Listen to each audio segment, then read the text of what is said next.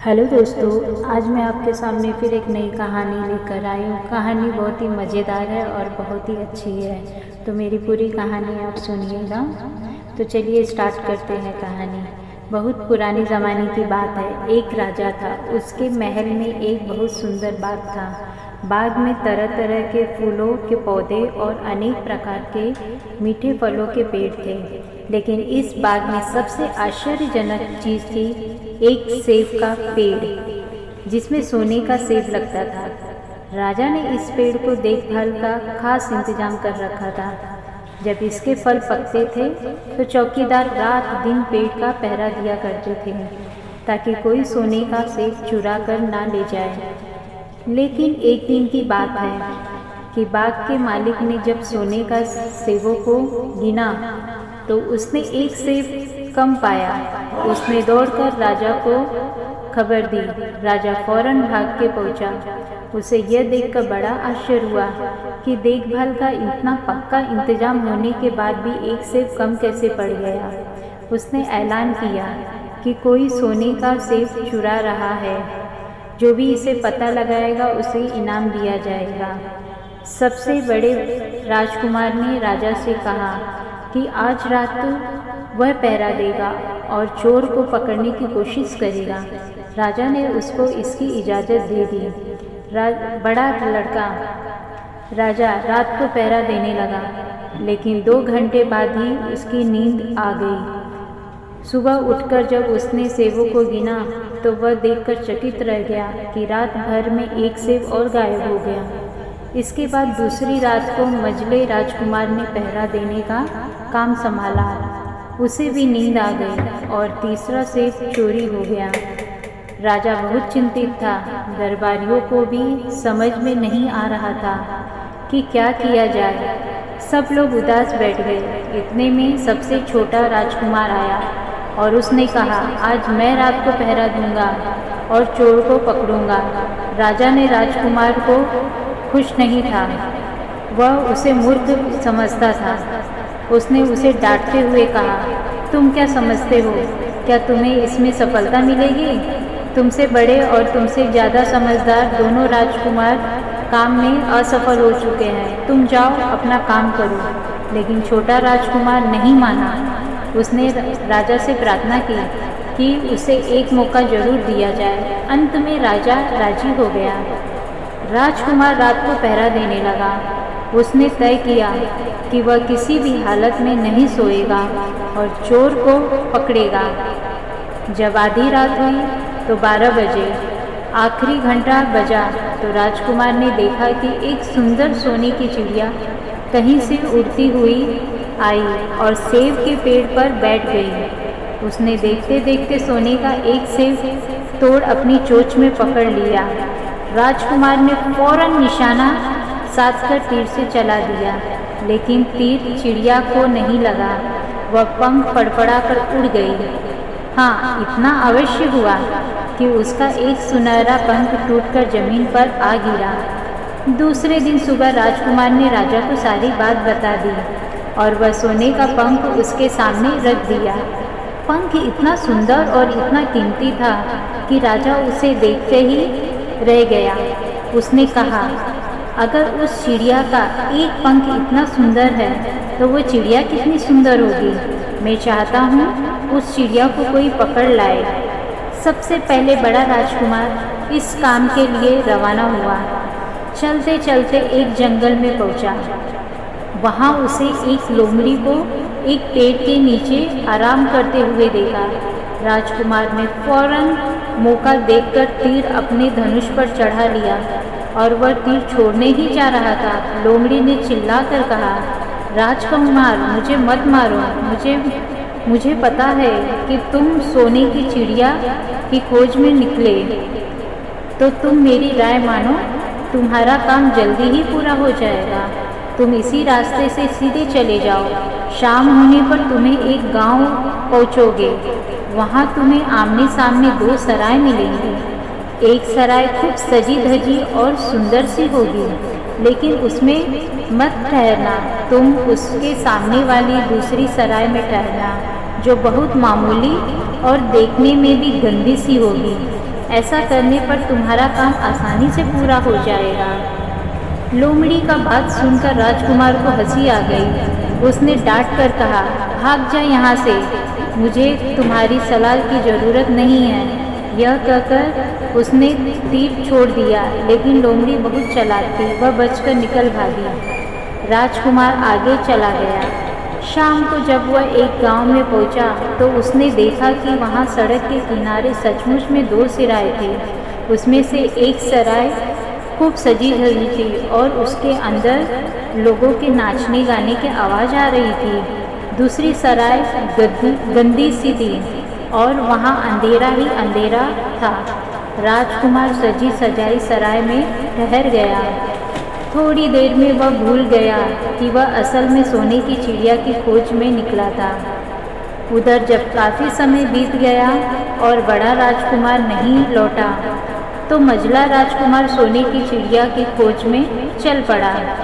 वह भी उसी तरह चलते चलते जंगल में पहुंचा तो वहीं लोमड़ी उसे मिली। इस राजकुमार ने भी लोमड़ी की बात पर कोई ध्यान नहीं दिया। जब वह शाम को उस गांव में पहुंचा तो बड़े राजकुमार की तरह सजी सजाई सराय में ठहरा। वहाँ के नाच रंग में मस्त होकर वह भी अपना काम भूल गया, यहाँ तक कि उसे घर लौटने की भी सुध न रही। अंत में सबसे छोटे राजकुमार ने राजा से कहा कि मैं सोने की चिड़िया की खोज में जाऊंगा। राजा को विश्वास था कि जब उससे बड़े दोनों राजकुमार इस काम में सफल नहीं हुए तो इसे और भी सफलता नहीं मिलेगी। लेकिन उसके जिद करने पर राजा ने उसे इजाज़त दे दी। छोटा राजकुमार तैयार होकर सोने की चिड़िया की खोज में निकला। जंगल में उसे भी लोमड़ी मिली। राजकुमार ने लोमड़ी की बात को ध्यान से सुना और लोमड़ी से कहा, ठीक है, तुम जैसे कह रही हो वैसा ही करूँगा। जब तुम जाओगे तो मैं तुम्हें नहीं मारूँगा। इस पर लोमड़ी खुश होकर बोली, तुम सबसे अच्छे लड़के मालूम होते हो।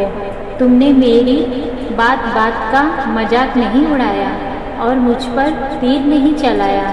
मैं तुमसे खुश हूँ और तुम्हारी मदद करूँगी। जाओ, तुम मेरी पूँछ पर बैठ जाओ, मैं तुम्हें उस सराय तक पहुँचा देती हूँ। देखते देखते लोमड़ी की पूँछ काफ़ी बड़ी हो गई और राजकुमार उस पर बैठ गया। उसके बैठते ही लोमड़ी हवा में उड़ने लगी और थोड़ी ही देर में मैदान और पहाड़ों को पार कर उस गांव जा पहुंची। राजकुमार ने उसकी सलाह को मानकर छोटी और पुरानी सराय में ही डेरा डाल दिया। वह दूसरी सजी सजाई सराय से दूर ही रहा। दूसरे दिन सुबह जब उठकर आगे बढ़ा तो कुछ दूर चलने पर उसे वह लोमड़ी फिर से रास्ते में मिल गई। लोमड़ी ने उससे कहा, अब मैं तुम्हें बताती हूँ कि आगे तुम्हें क्या करना चाहिए। तुम सीधे चलो। आगे चलने पर तुम्हें एक बहुत बड़ा किला मिलेगा जिस पर सिपाही लोग पहरा दे रहे होंगे। तुम सिपाहियों से डरना मत, सीधे अंदर चले जाना क्योंकि वे इस समय सो रहे होंगे। तुम बेधड़क होकर किले में घुसते चले जाना और उसके कमरों को पार करते हुए उस जगह पहुंच जाना जहां लकड़ी के एक मामूली से पिंजड़े में सोने की चिड़िया बंद है। तुम चिड़िया को पिंजड़े सहित उठा कर किले से बाहर ले आना, लेकिन एक बात याद रखना, चिड़िया के पिंजड़े के पास ही एक बहुत सुंदर सा सोने का पिंजड़ा भी रखा होगा। तुम भूल कर भी चिड़िया को उस पिंजड़े में मत रखना। अगर तुम उसे लकड़ी के पिंजड़े से निकालकर सोने के पिंजड़े में रखने की कोशिश करोगे तो बाद में पछताओगे। यह कहकर लोमड़ी ने राजकुमार को फिर से अपनी पूँछ पर बिठाया और थोड़ी ही देर में उसको किले के पास पहुंचा दिया। राजकुमार ने किले के पास जाकर देखा, सचमुच उसके पहरेदार सो रहे थे। वह बिना डरे सीधा महल में घुस गया और थोड़ी ही देर बाद वह उस कमरे में जा पहुंचा जहां सोने की चिड़िया एक पिंजरे में बैठी हुई थी। पिंजरे के पास ही सोने के 3 सेब पड़े हुए थे। इन सेबों को देखकर राजकुमार ने फौरन पहचान लिया, ये तो सेब उसके पिता के बाग के ही हैं। सोने की चिड़िया इतनी सुंदर थी कि राजकुमार उसको देखता ही रह गया। वह उसको उठाकर लाने ही वाला था कि उसकी नज़र पास ही के पड़े एक सुंदर से पिंजरे पर पड़ी। वह पिंजरा बहुत सुंदर था और उसमें तरह तरह के कीमती पत्थर जड़े हुए थे। सोने की चिड़िया के लिए वही पिंजरा ठीक मालूम पड़ता है। राजकुमार लोमड़ी की बात को भूल गया और उसने सोने की चिड़िया को लकड़ी के पिंजरे से निकालकर सोने के पिंजरे में बंद कर दिया। लेकिन नए पिंजरे में आते ही चिड़िया ने खूब ज़ोर ज़ोर से शोर मचाना शुरू कर दिया। राजकुमार पिंजरे को उठाकर कमरे के बाहर भी नहीं निकल पाया था कि बहुत सारे सिपाही कमरे में घुस आए और उन्होंने राजकुमार को पकड़ लिया। अब राजकुमार को अपनी भूल का पता चला। उसे याद आया कि लोमड़ी ने उससे क्या कहा था, लेकिन अब क्या हो सकता था। सिपाही उसे खींचते हुए राजा के दरबार में ले गए। राजा ने पूछा, राजकुमार ने सारी बात सुनाई। राजा बोला, तुम मेरे महल में चोरी करने के लिए घुसे थे। मैं तुमको माफ़ नहीं कर सकता, तुम्हें फांसी की सज़ा दी जाएगी। लेकिन मैं तुम्हें एक मौका देता हूँ। अगर तुम मेरे लिए सोने का घोड़ा ला दो तो मैं न सिर्फ तुम्हें छोड़ दूंगा बल्कि सोने की चिड़िया भी तुमको दे दूंगा।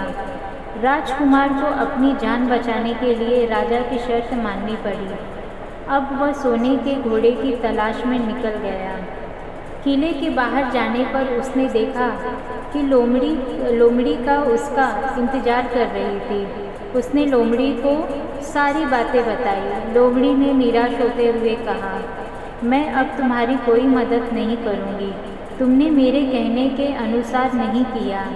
मैंने जिस तरह से कहा था, अगर तुम उसी तरह से काम करते तो इस मुसीबत में नहीं फंसते और सोने की चिड़िया तुम्हें मिल जाती। राजकुमार बोला, इस बार मुझे माफ़ कर दो, मुझसे बहुत बड़ी गलती हो गई है। मेरा काम तुम्हारी सहायता के बिना नहीं चलेगा। मुझे राजा ने सोने का घोड़ा लाने के लिए कहा है, वरना वह मुझे फांसी पर चढ़ा देगा। आगे की कहानी जानने के लिए दोस्तों मेरे चैनल को लाइक और सब्सक्राइब ज़रूर कर दीजिएगा और बेल आइकन को दबाना ना भूलिएगा, जिससे नेक्स्ट वीडियो की नोटिफिकेशन आपको मिल सकती है। तो दोस्तों आगे की कहानी बहुत ही मज़ेदार और बहुत ही रोमांटिक और अच्छी है। तब तक के लिए मिलते हैं नेक्स्ट वीडियो में। राधे राधे।